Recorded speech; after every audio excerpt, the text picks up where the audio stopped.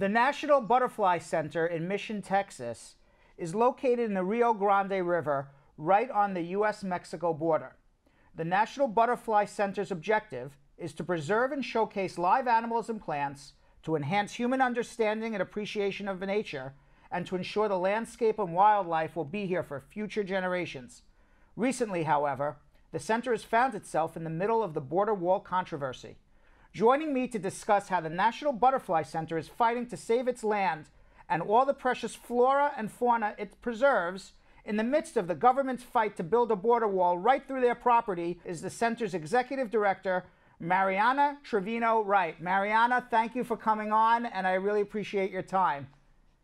Thank you, Brad. So give us a little background of what is the National Butterfly Center. We are a nonprofit, and we are a project of the North American Butterfly Association. It's a national organization. This is the only brick and mortar facility that it owns and operates. And they chose to locate it in the lower Rio Grande Valley on the banks of the river because this part of the United States has more butterflies in both species diversity and volume than any place in North America. What does the Butterfly Center do? We have converted what was a commercial onion field into native habitat. We've restored it. And we focus primarily on native plants that are host and nectar sources for butterflies. And we're doing this because in our region of Texas, only about 5% of our native habitat remains. And those plants have to be preserved, and that's happening in the lower Rio Grande Valley Wildlife Conservation Corridor. We anchor a section that's over 2,000 acres. We're a small portion of that, but the entire section is threatened by the border wall. Let me put myself in the shoes of a Trump supporter. Who cares? So we lose a couple of butterflies. Isn't losing a couple of butterflies more important than keeping us safe from all the immigrants running across the border, which we know is not happening? But that's going to be the argument. Why are butterflies so important? Well, let me start by saying that we're all for national security. And if we thought that this border wall, which is going to be built over 2 miles inland in some places in South Texas, would do anything at all to protect America, then we might support it. But the border wall is being built over 2 miles inland. It's going to have gates approximately every quarter mile, and it's going to leave parts of the United States, including residential subdivisions, RV parks, churches, the National Butterfly Center, behind the border wall in this new no man's land, and everybody gets the gate code. So all of our members and 35,000 visitors each year are going to get the gate codes to the border wall. Doesn't this sound kind of preposterous? Well, it does unless you think that 35,000 people are going to keep that code secret, that nobody's going to share this code with anybody. It's going to be a top secret between the National Butterfly Association and the other 35,000 people that are behind the wall, right? We're not here to screen people. So if you're some bad hombre and you want to join the National Butterfly Center, we have no way of knowing that. Residential subdivisions behind the wall, every ambulance company, every cable repairman, every garbage truck driver gets the gate code because they have to provide municipal services to these places. This is the most preposterous thing I've ever heard in my entire life. This is only in one city. Imagine in all the different other cities too. Hundreds of thousands of people are going to have the code to walk through the wall. It's an electronic keypad. Oh, this is ridiculous. So, I mean, you can open it day and night, and the majority of the Texas southern border is private property. But let me get back to the question that I asked you before. Why are butterflies more important than building a wall? Butterflies are the primary pollinators of all of our native plants and grasses. If we eliminate the habitat that sustains butterflies, which is what has to happen for the wall, it's going to affect 6,000 acres.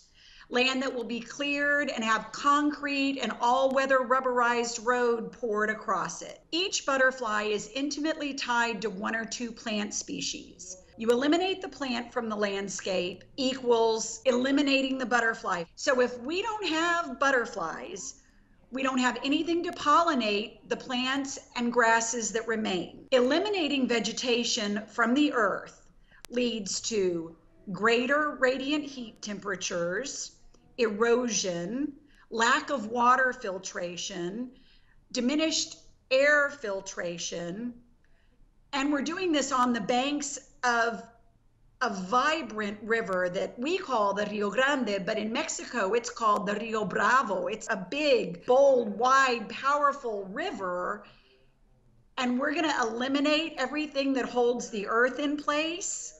That's crazy. That doesn't just affect us here in the Rio Grande Valley. It's going to ripple across the American landscape, starting at the borderlands where the wall is built and all the vegetation is eliminated that provides the host plants or the biological reproduction of butterflies. Give me an example of how it could ripple across to somebody like me in New York. The monarchs, for example, their transcontinental migration is under tremendous pressure. And this is a butterfly that goes all the way to Canada and all the way to Mexico, pollinating flowers and grasses along the way. And everywhere that milkweed has disappeared from our landscape due to drought, use of pesticides and herbicides, we're seeing fewer butterflies and insects. Caterpillars, for example, are the #1 food source for migratory songbirds. And at the National Butterfly Center, we are the southernmost monarch way station for the United States. We've planted about 30 of our 100 acres with thousands of native milkweeds and nectar plants because we are in the central U.S. flyway. We are that path that the monarchs travel on this multi-thousand mile migration. North and south of us, there is nothing for them. So for them to be able to come down and have nectar and host plants, lay that 5th generation or that 1st generation of monarchs to keep going is critical for what you're going to see in New York later this year. You're going to basically destroy Mother Nature across the United States and Canada. You said that the wall is being built in your area 2 miles in actually from the border. You're on the opposite side between the wall and the Rio Grande, which forms the border between the United States and Mexico. After a migrant crosses over the Rio Grande, is there a bridge? Do they swim?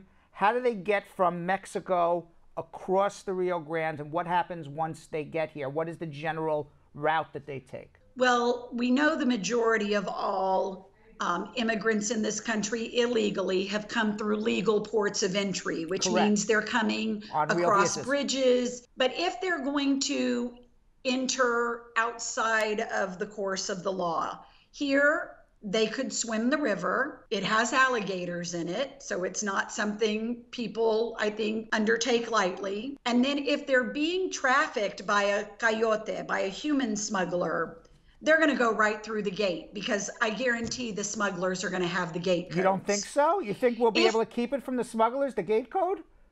Never. Of course not. And if President Trump gets the gate code, he'll put it out on Twitter. Exactly. The asylum seekers, the refugees who risk coming over that way swimming, it's not going to keep any of them from entering the United States. We're actually creating a landing zone for them on U.S. soil. The only thing the wall's doing, as far as I can figure out, is getting somebody in West Virginia who's never been to the Rio Grande to vote for Donald Trump. That's exactly right. Tell me where they are now. Have they started building a wall? Have you seen anything happen? Our section of the border wall was funded in March of 2018 in the Consolidated Appropriations Act. They began rolling the heavy equipment for the clearing of vegetation in this area into the Butterfly Center and the National Wildlife Refuge tracks around us on Super Bowl Sunday. They immediately began clearing a National Wildlife Refuge tract just west of us. That has been cleared completely for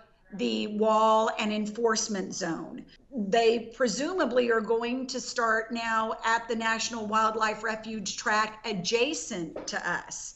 So we are day by day watching to see if that equipment is going to roll in and get started. So they came onto your private property. This is privately owned property in the United States of America. Did they give you any notice that they were going to be working on Super Bowl Sunday to start clearing your land on your private property? No, and actually they began clearing our property in July of 2017. More than 9 months before any congressional vote or appropriation for new border wall. The government sent contractors here with no notice, no legal process, no permission at all, and began cutting down our trees. Have you gone to court to block the government from seizing your private property? We did file suit against the federal government in December of 2017. Our suit sat in court with no action until Valentine's Day of 2019. Why didn't your lawyer file a preliminary injunction to get an immediate? They did. As soon as the heavy equipment started rolling in, where no one could argue that the wall was actually going to proceed, they did file a motion for a temporary restraining order and preliminary injunction. And on Valentine's Day, the judge tossed our entire suit. Wow. We filed an appeal to that. Hopefully on appeal, you'll get hopefully a better result. There should be a temporary injunction on all of this because you are irreparably harmed. The trees they cut down, you can't get back the butterflies that they killed. You can't get back the vegetation. And that's the whole point of a preliminary injunction, to say, let's stop this until we have a final decision on whether this is legal or not, because I'm going to be irreparably harmed. We are irreparably harmed, but the government has devised a way to skirt that. Through the Real ID Act, the government has given the Secretary of Homeland Security unilateral authority to waive the laws of the land. Not Congress, not the president by executive order, but a cabinet member to expedite border wall construction across the border. They have in Hidalgo County waived 28 federal laws.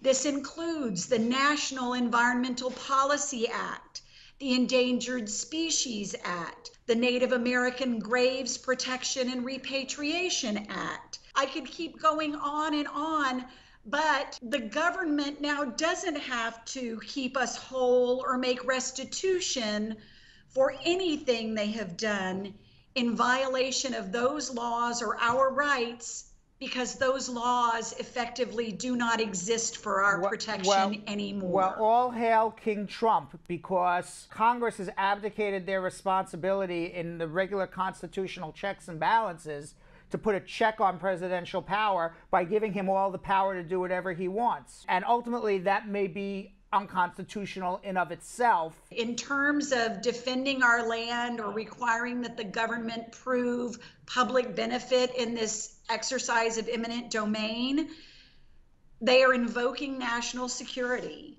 And to date, no federal judge has ever blocked that for border wall construction. You know, some other people say, never mind, we don't care about butterflies. You're going to be compensated and made whole for your loss of land. But that is not true.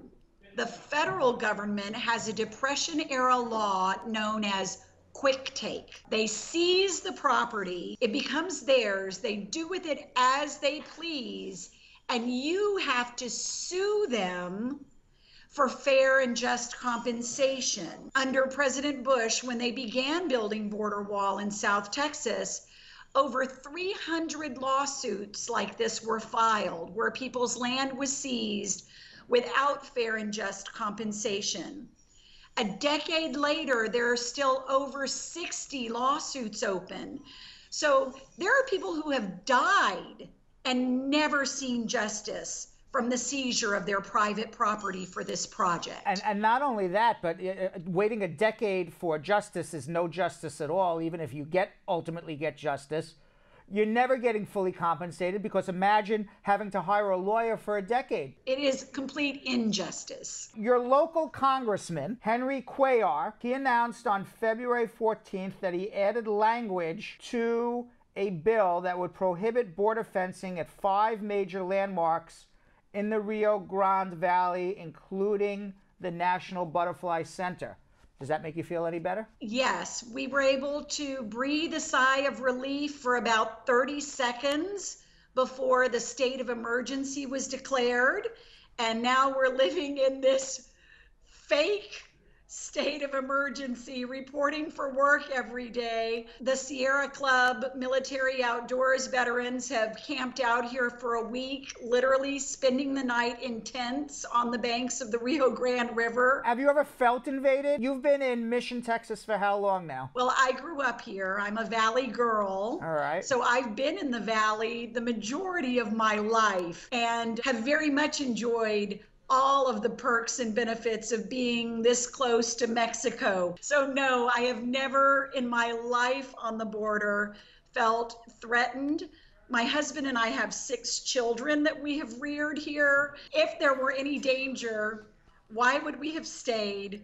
Why would I report for duty here every day? We actually have another field trip of 100 school children coming, whose parents have all signed permission slips for them to chase butterflies on the border at the National Butterfly Center. If there were any threat to the safety of those children or our visitors, no one would ever come here. You feel less safe now that there are armed Border Patrol, military roaming close to you, fully armed? We are fully militarized. We have more than a dozen law enforcement agencies here at work day and night on our property, in our communities. There are raid towers, which are military equipment used in foreign wars like Iraq and Afghanistan, parked next to us. We are subject to audio surveillance, motion sensors planted on our property, and we do not have the Fourth Amendment rights and protections that U.S. citizens have. Not just us. In fact, people in New York should know about this. By virtue of the Immigration and Nationality Act of 1952, Border Patrol has authority for warrantless entry to all private property within 25 miles of any U.S. border. And that's not just entry to your physical property, but also to your electronic devices. And that's at all ports of entry also.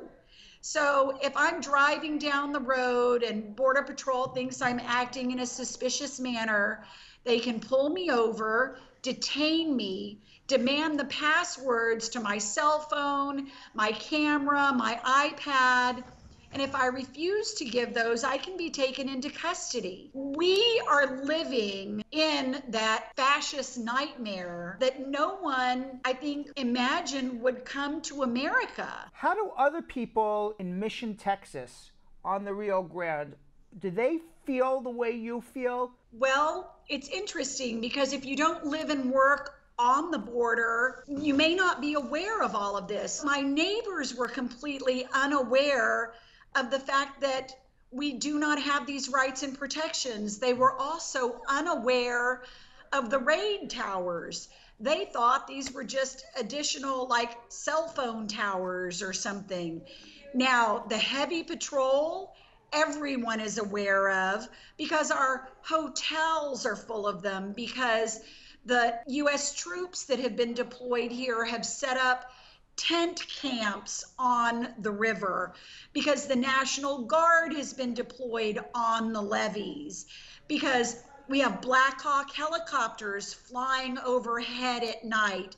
Those are the things people are aware of, and for the most part, they feel that it's overkill. But if they're not in the crosshairs, I guess they're not complaining. I understand your Congressman, Henry Cuellar, who's a Democrat. Who votes with Republicans 70 to 80% of the time. Okay, because the way I see him voting here, it looks like he's a Republican. He's funded by the GEO Group, which is the private prison company, for at least political campaigns by a company whose business is to put up fences, get people arrested on the border to be put in these private prisons. How is this man being elected? Why is this man not standing up for what is right in your hometown? I think you have to follow the money in all things.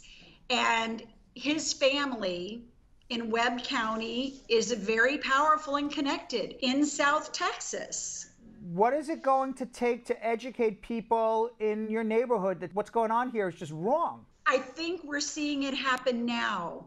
It's a combination of things like people understanding that the border wall is nothing more than a harvesting mechanism for funneling more refugees into these for-profit prison camps. Justice Democrats, the group that worked on getting Alexandria Ocasio-Cortez elected, ran a full-page ad in our local newspaper targeting Cuellar. There's a hashtag now called Primary Cuellar. He's not had a primary opponent in I don't know how long, but it looks like we may be reaching a tipping point by educating people. The border wall where we are is going to cost over $25 million a mile. The policy for profit crafted by Cuellar and others is costing us over $30 million a day. That sort of thing may open people's eyes. The real money is in taking desperate people who are just trying to make a better life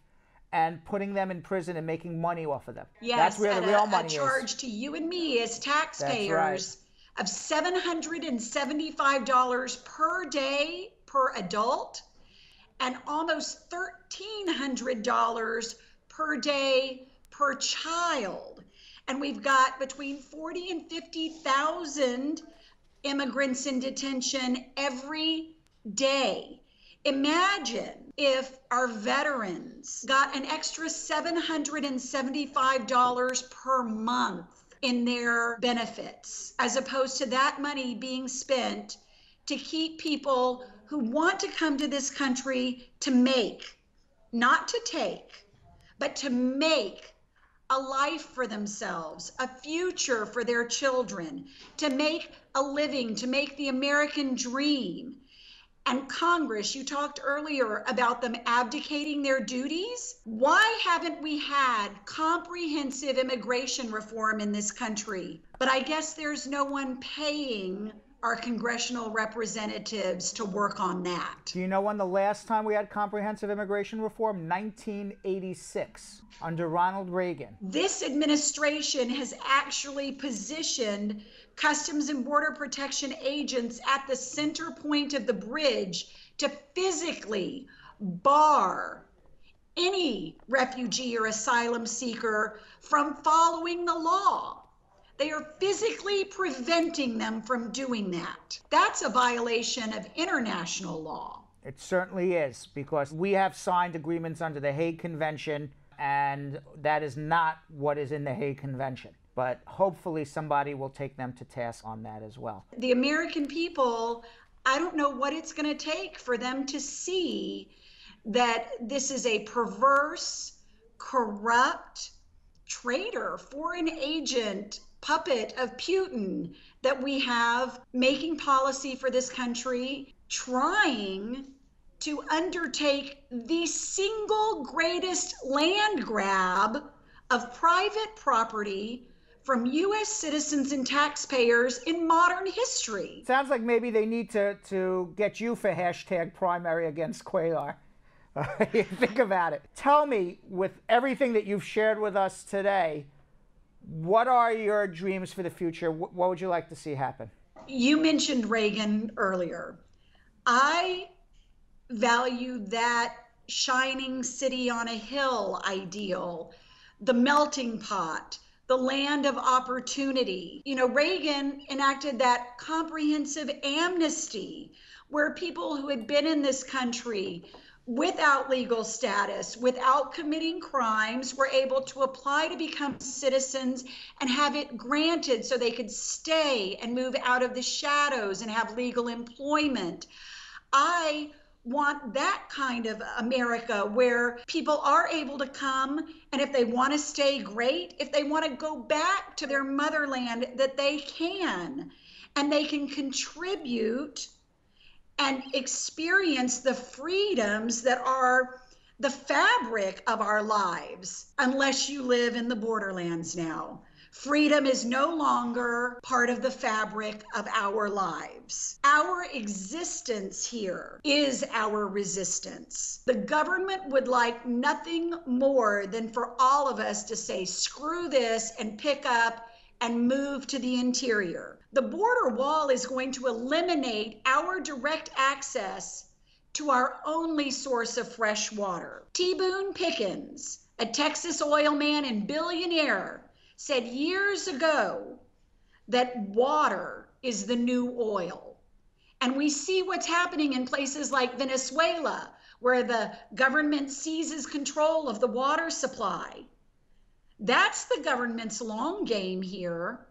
They will control all of the water. They can turn off all of the river pumps that will be behind the border wall, guarded by a paramilitary police force operating within the United States against U.S. citizens, something that is entirely unconstitutional. And we fully believe that when the wall is built from West Texas to the Gulf of Mexico, that they will put in pipeline, and no one will be allowed to get back there as they did at Standing Rock to observe what they're doing or object to what they're doing and poison our water supply.